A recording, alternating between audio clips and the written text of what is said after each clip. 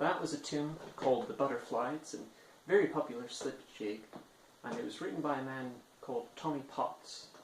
Tommy Potts lived, I think, from 1912 till sometime in the 1980s. And he wasn't necessarily, during his own time, thought to be that great of a fiddler. He was from Dublin, and he had this very eccentric way of playing. He didn't pay much attention at all to rhythm. He just played with the flow of the melody and the emotions in it. And that meant that it wasn't really suitable to playing in a social context, which is a big part of the Irish tradition of music, playing in some sort of a session with other musicians. Nobody else could play with him because they couldn't follow his rhythm, because he didn't really have a rhythm. And then another big part of Irish music tradition is dancing.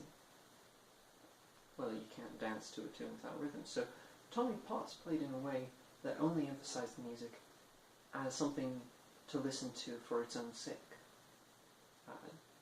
He emphasized the melodic side of Irish music, which is something that when you listen to a lot of the older recordings, you don't hear a lot of.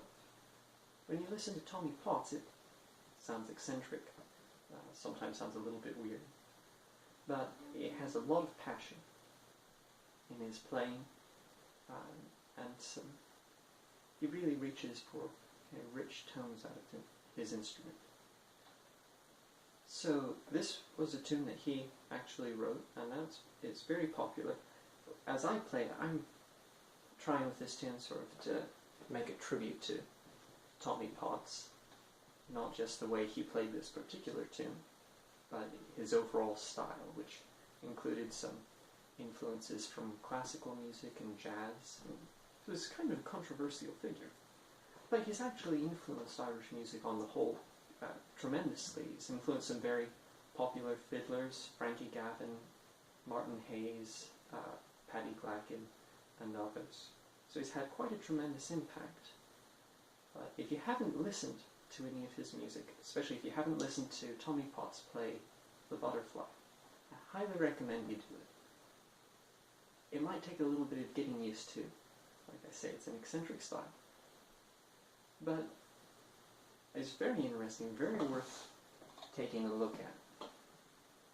And when you compare his recordings to the recordings of many of his contemporaries, I think you'll see that he really did influence the ideal of Irish music and helped to make people think more about it as music, as melody, rather than just as a social activity